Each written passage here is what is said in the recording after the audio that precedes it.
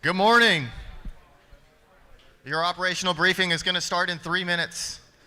Please take that time to grab an IEP if you have not already. I'm moving closer to the stage so you guys can hear. And then all line leadership, please report to the front, please. Thank you.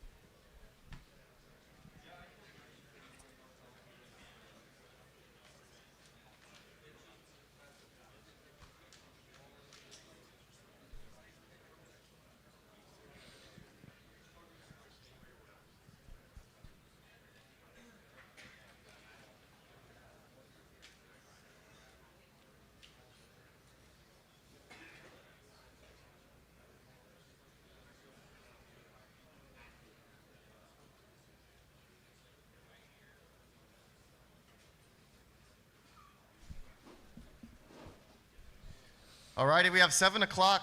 We're going to begin our morning briefing. Good morning. Today is Sunday, August 11th. Welcome to the operational briefing for the park incident. My name is Nick Wallingford, Planning Section Chief. Please take a moment to silence your cell phones and radios.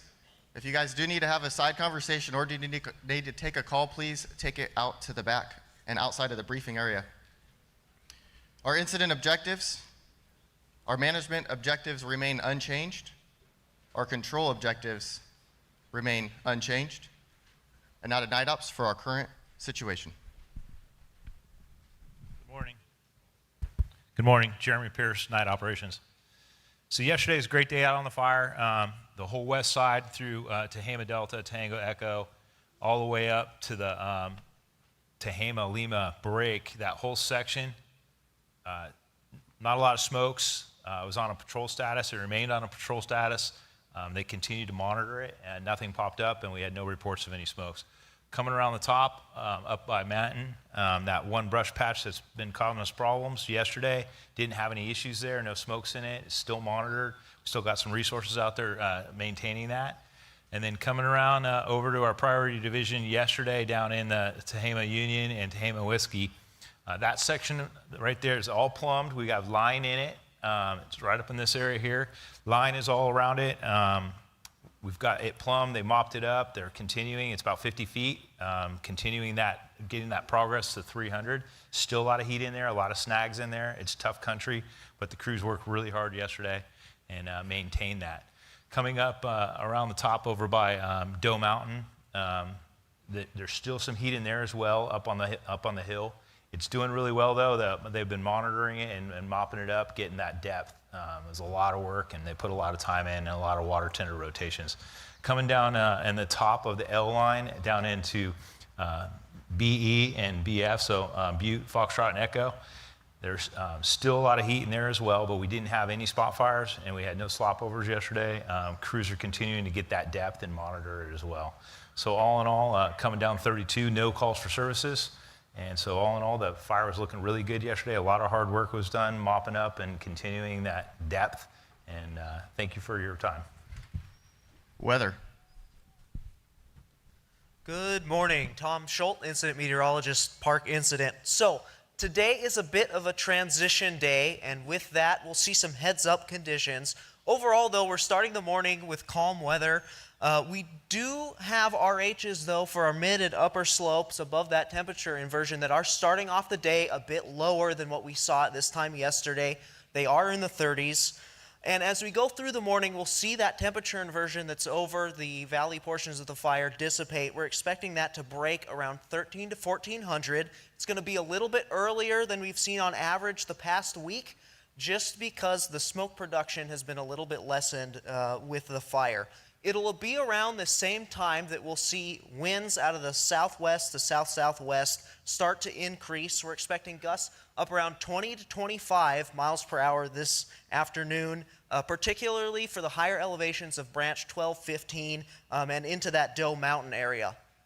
That will be combined with relative humidity in the mid-teens, a little bit lower than yesterday, and afternoon daytime temperatures in the 80s to 90s. So, with that, again, remain aware of your surroundings, especially through this afternoon. Once we get into the evening, we will see that temperature inversion begin to settle in yet again. We'll see conditions calm down. And then once we get into the second half of the overnight hours, winds will turn down drainage, down valley.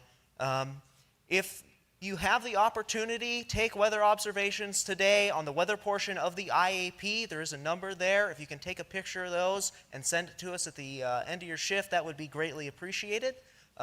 But again, bit of a heads-up day, so stay safe out there. End of report. Fire behavior. Good morning, Jan Smoots, fire behavior analyst for the Park Incident. So a good reminder for everybody who's been out on the fire and anybody new to the fire, this fire behavior has primarily been driven by the fuel conditions out there. That's starting with the heavy loading of fine grass and flashy fuels in the lower elevations, transitioning to more of a brush component in the mid elevations, and heavy timber with a lot of heavy deadened down material in the higher elevations. You're going to have clear air out over the fire for most of the day today. And keep in mind that any place where you have those fuels in alignment with a slope or with the wind, you can expect to see active fire behavior. If you get all three of those in alignment, expect that intensity to really pick up. Working our way around the perimeter of the fire, you can expect to see in branches 20 all the way around the heel of the fire up into branch 10, that you may see a little bit more of that visible smoke pickup with the clearer air and a little bit more wind on the fire today. Primary concerns are going to be in branch 12 in that inskip area. There's some potential for reburn in the brush patch there. Moving around into branch 15, that western slope leading up to Turner Mountain. Could see if we get any spots established, expect to see active fire there. Moving on into Division Tehama X-ray, any spot fires that get established on the north side of Highway 36 could cause us some problems. Moving into the Butte zone, Division Butte Charlie, Doe Mountain, all the way down into Butte Foxtrot and the Deer Creek drainage. Those are going to be problem areas if we get any fire established in those areas. I want you guys to recognize the conditions out there today that may lead to reburn. If we've got heavy fuels burning underneath a continuous canopy of either timber or brush, it's going to be a watch out situation for you, especially in places where those fuels and the slope and wind are lined up adverse to your line. Could get some spotting and other issues in those areas. Should be a good day for visibility to be able to get the aircraft up to help you out. Make smart decisions, have a productive day. Safety. Good morning, Matt McDonald, Safety for the Park Incident. Today you'll find your safety messages on page 6 and 7 of your IEP. Use those to brief your crews prior to going to the line. We'll be out there supporting you with 12 line safeties during your operation. I'd like to touch on a couple things for your safety messages. First being tree hazards. As fire moved through, it left many tree hazards out there. Identify them, mark them, let everyone around you know where they're at, and mitigate the hazards as possible with the personnel that are appropriate. Next is knowing what's going on in the divisions around you. As divisions pick up with fire intensity, you may be asked to move into those divisions. Make sure you get a proper briefing, understand the plan prior to engaging. And the last is driving. We have to continue to talk about driving because driving continues to be a problem. We are demobbing resources that are not adhering to the speeds. We need to slow down. Everyone's lives out there depend on how you drive. So please slow down. Have a safe shift. Thank you. Air operations. Good morning, park friends. Greg Bradshaw, Air Operations. Air Operations will continue to support your needs in meeting your operational objectives. Air attack and fixed wing will be on request. Our rotor wing will come out of our 2 helibases. We have 16 Type 1, 3 Type 2, and 5 Type 3 aircraft. Those include our 2 Type 1 night operational aircraft and our Type 3 night Helco. We have 2 UAS modules available, and we still have our mobile retardant base at Battle Creek. CAL FIRE continues to support our day rescue ship, and the California National Guard supports our night rescue ship. Working with aircraft or not, always monitor air to ground. Clear eyes, full hearts, 1 incident, 1 team, Park Strong. Communications. Good morning. Jack Daniels, Communications Leader for the Park Incident. Please open your IEP to page 68. Today's IEP has 4 205s. We have 2 primary and 2 backup. Please make sure you're in the primary zones before going out on the line today. As a reminder, only authorized frequencies that can be used on the Park Incident are the ones listed in your 205. On page 72 is a map. It has the location of all the repeaters on the incident. You can use this as a reference if you're having issues on command. On page 73, we've added some information about how the NIFC system works and how you can help improve performance of your radios. Today's clone is version 5. If you're new to the incident, or you don't have version 5, or you have questions or having any issues with your radios, please come see us at the communications trailer. We're located off to my right. Have a safe shift. Medical. Good morning, Steve McGarry, Medical for the Park Incident. The medical plan can be found on page 74. We'll continue to provide CalMat and MERT services at both incident bases. And on the line today, we'll have dedicated ALS ambulances, line medics, and REMS teams. In the event of a medical emergency, at the bottom there in box 6 is the emergency reporting information. Please have that information available, and we'll get you the closest available resource. Thank you. Information. Good morning, Wendy Oaks, Information Park Incident. If you'll turn to page 75, I'll give you some updated numbers. Beginning tomorrow, at the bottom of the page, there's some mailing addresses. Beginning tomorrow, mail service will only be available at the Red Bluff address. And also as a reminder, in our front PIO media trailer, we have a lost and found. We have lots of great items out there. We have an iPad, 4 cell phones, numerous credit cards, and some jewelry. So if you're missing any of those, stop by and pick them up. So for today's numbers, for acreage, we have 429,188. That's 429,188. Our containment is at 37%. That's 37. And our total personnel is 5,760, 5760. Stay safe out there. Training. Good morning. Anthony Masuko, training specialist for the park. Just a reminder, the Butte-based training shop will close this Tuesday at 1400 hours, so if you need to close out with them, just go ahead and visit them. They'll take care of your documentation. We currently have over 100 trainees who haven't checked in, so please just bring your initiated task book by and we'll check you in. And all the remaining training needs will take place here. We're located in the plans building right behind check-in and demob. Have a safe shift. All right, and now for our Tehama Zone roll call and division assignments. Butte Zone Operations. Good morning. Start with roll call of your line leadership down to the division level. Branch 525, Edson. Here. Division Butte, Bravo Victor X-Ray Papa Tango, Miller. Here. Branch 18, Dyer. Here. With trainee Pooley. Here. Division Butte Charlie Haley. Here. Division Butte Echo Watner. Morning. Division Butte Foxtrot Cassone. Branch 20, Walton. Here. With Division Butte Hotel Kilo November. That'll be a change, it'll be Frederick. Here. Butte Fire Suppression Repair Ham. Here. And Derby. Here. All right, you can see things are starting to wind down a little bit on our side here, which is a great sign.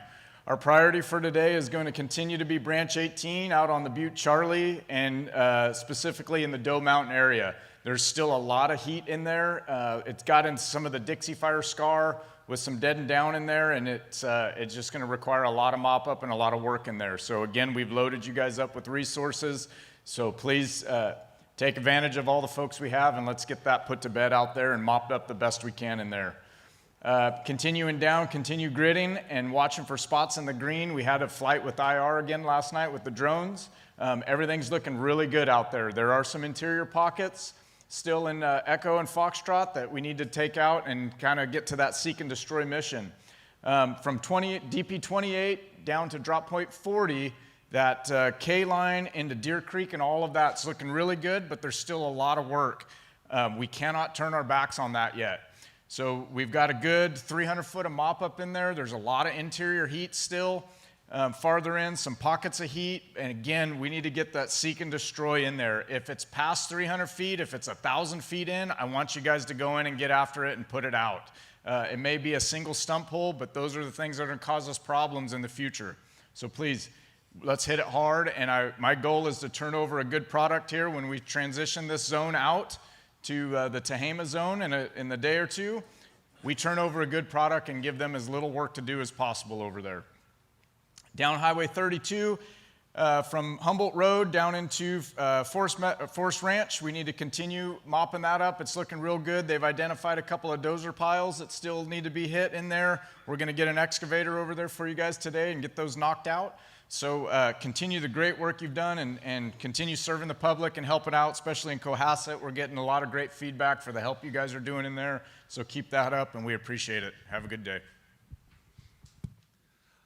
All right. For the 12-hour resources assigned to Branch 18 in divisions Bravo Charlie, Bravo Echo, and Bravo Foxtrot, please be advised that when you come off the line tonight, you will be coming here to Chico for dinner, but tomorrow your operational briefing will be up in Red Bluff. For the 12-hour resources going out on the line today, when you come off the line tomorrow morning, you'll be going to Red Bluff. If you have any questions about that, please ask your line leadership at division breakouts. Division breakouts will be behind the briefing area, immediately following briefing. Unassigned resources will be to my right, your left, underneath the trees. The cooperators meeting will be at 1000 hours in the Harvest Hall. The planning meeting will be at 1700 hours, also in the Harvest Hall. And for those resources remaining here, excepting the ones I already mentioned, your next operational briefing will be here at 0700 tomorrow. Closing comments from our Unified Incident Commander, Kevin Bohall. Good morning. Today's message will be on customer service. So obviously, we're providing good customer service for the 4 counties that are affected by this incident, citizens and communities that have been impacted. So obviously, we have folks that are in an evacuation order. Those folks and the folks that have been repopulated, we want to do the best customer service we can, give them good information, and be courteous. I do want to close with a success story, and I'm going to read this because I don't have a photogenic memory. While on R&R, Gilroy Fire Engine 2614 found themselves on a medical emergency outside of the park fire. So Engine 2614 quickly took action to help prevent a pediatric drowning at a local hotel pool. After administering several rounds of CPR, the 7-year-old girl began breathing on her own. So things like that are a success story that we want to hear about, and we want to do what we can to make sure that we have successes like that on the fire or outside of the fire as we move forward. Thank you and have a good shift.